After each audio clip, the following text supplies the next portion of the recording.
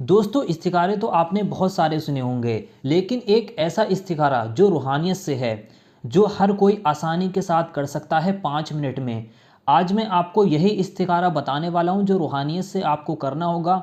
ये जो इस्तिखारा है, अगर आप इसको करते हैं, जिसके करने से आप हर चीज़ का सही पता लगा सकते हैं, यानी कि आपको हर चीज़ का सही सही इशारा मिल जाएगा काम को करने से पहले।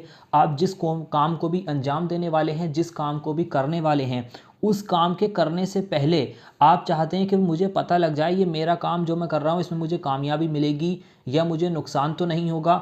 आप जो भी काम कर रहे हैं उससे पहले ही आप सही सही पता लगा सकते हैं, उसका इशारा आपको अल्लाह की तरफ से मिल जाएगा। जैसे आप कोई रिश्ता कर रहे हैं, आप चाहते हैं कि मुझे पता लग जाए ये जो मैं रिश्ता कर रहा हूँ ये सही है या गलत है।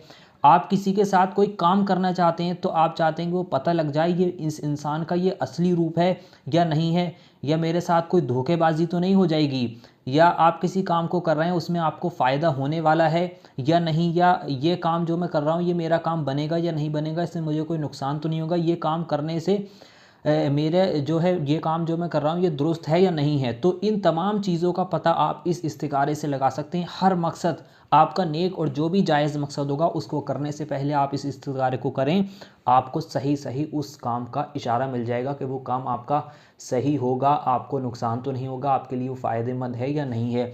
इस्तिखारा करना कोई गलत बात नहीं है, इसको हर कोई कर सकता है, लेकिन नेक और जायज़ मकसद के लिए आपको करना होगा।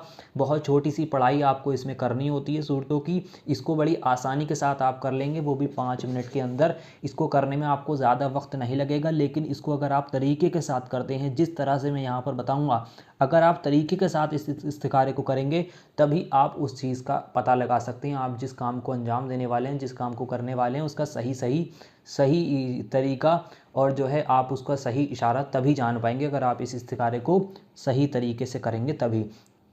तो यहाँ पर मैं आपको जो कुछ भी बताने वाला हूँ बहुत आसान भाषा में मैं आपको यहाँ पर सब कुछ बताऊँगा।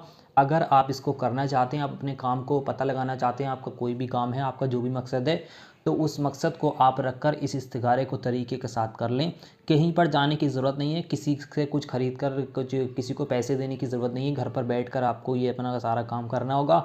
और ऐसा नहीं है बहुत लंबे वक्त तक आपको इसको करना हो, 5 मिनट में आप इसको कर लेंगे और आप अपने काम का पता लगा लेंगे एक रात के अंदर अंदर। इसका जो वक्त है वो रात का, यानी रात में जब आप सोने के लिए जाएँ अपने बिस्तर पर, उससे 5 मिनट पहले आप इसको करेंगे। और उसके बाद आप देखेंगे कि आप जिस भी चीज़ को आप करना चाहते हैं आपको उस इशारे का मिल जाएगा, उस काम का इशारा मिल जाएगा। तो सबसे पहले मैं आपको बता दूं, इसको आप करेंगे तो पाक साफ़ हालत में नहा धोकर आपको इसको करना होगा। जो भी कर रहा है मर्द औरत दोनों कर सकते हैं, लेकिन पाक साफ़ हालत में करना है, रात में सोने से पहले करना है। इसको करते वक्त किसी से भी बातचीत नहीं करनी है और इसको गुप्त रखना है, किसी के साथ इसको बताना नहीं है कि मैं फ़लाँ मकसद के लिए फ़लाँ चीज़ कर रहा हूँ। रूहानियत को आप अगर राज बनाकर करेंगे तो इसमें आपको ज़्यादा फ़ायदा होगा। तो आपको करना क्या है, 11 बार आपको शुरू में दुरूद पाक पढ़नी है। आप चाहें इसको अपने बिस्तर पर लेट कर लें या बैठ कर लें, लेकिन करना रात में सोने से पहले ही होगा। किसी से बातचीत नहीं करनी, खामोशी के साथ तन्हाई में बैठकर 11 बार आपको शुरू में दुरूद पाक पढ़नी है। दुरूद पाक अगर आपके याद नहीं है तो आपकी स्क्रीन पर सबसे छोटी दुरूद पाक दिखाई जा रही है, इस दुरूद पाक को आप 3 बार पढ़ लें। उसके बाद आपको यहाँ पर मैं आपको हिंदी में लिख कर दिखा देता हूँ। आपको 10 बार सूरे फातिहा को पढ़ना होगा, सूरे अल फातिहा। आपको अगर याद नहीं है सूरे फातिहा तो आपकी स्क्रीन पर हिंदी में दिखाई जा रही है, इसको आपको 10 बार पढ़ना होगा। जो आपकी स्क्रीन पर ये दिखाई जा रही है अलहम्दु शरीफ, इसको आपको 10 बार पढ़ना है। उसके बाद जैसे ही आप इसको 10 बार पढ़ लेंगे, उसके बाद आपको सूरे इखलास को 11 बार पढ़ना होगा। सूरे अल फातिहा को तो आपको 10 बार पढ़ना है, 11 बार आपको शुरू में दुरूद पाक पढ़नी है जो आपकी स्क्रीन पर दिखाई जा रही है। फिर आपको अल फातिहा को 10 बार पढ़ना है, जो आपकी स्क्रीन पर हिंदी में ये भी लगा दिया आपकी सहूलियत के लिए, अगर आपको याद नहीं देकर पढ़ सकते हैं। उसके बाद आपको 11 बार सूरे इखलास पढ़ना है, वो भी आपकी स्क्रीन पर सहूलियत के लिए लगा दी है, अगर आपको याद नहीं है आप देखकर पढ़ सकते हैं 11 बार। उसके बाद जैसे ही आप इसको 11 बार पढ़ लेंगे, उसके बाद आपको आखिर में फिर से 11 बार दुरूद पाक पढ़नी है, वही दुरूद पाक जो आपने शुरू में पढ़ी थी। इतना ही इस्तिखारा आपको करना है। इतना करने के बाद आपको अपने गिरेबान का बटन खोलकर अपने सीने पर 3 बार फूंक मार लेनी है और आपको अल्लाह से दुआ करनी है, या अल्लाह तू तो सब कुछ जानता है, मैं जिस भी मकसद के लिए इस वजीफ़े को करा है, मैंने इस इस्तिखारे को करा है, उस मकसद का इशारा मुझे दे दे। या जो भी आप जिस भी तरह से आपके दिल में जो भी है, जो भी मकसद है, उस मकसद के लिए आप अल्लाह से दुआ करें। और आप उसके बाद किसी से भी बातचीत नहीं करनी। इसको करते वक्त आपको सीधे जाकर सो जाना है, लेट जाना है। आप सीधे जाकर सो जाएं, लेट जाएं, किसी से बात नहीं करनी है, आप सो जाएं। अब रात में आपको ख्वाब आने का अंदेशा रहेगा। आपको 3 ख्वाब ऐसे दिखेंगे जो मैं आपको यहाँ पर बताने वाला हूँ। अगर आपको ये ख्वाब दिखते हैं तो आपको इन ख्वाबों के इशारे से पता लग जाएगा कि ये मेरा काम सही है। जिस भी मकसद के लिए मैंने ये इस्तिखारा करा है उस मकसद के मतलब के आपको ख्वाब दिखेंगे तो आपको ये पता लग जाएगा कि ये जो मैंने काम करा है ये मेरा काम बनेगा या ये मेरे लिए सही है, मुझे करना चाहिए या नहीं करना चाहिए।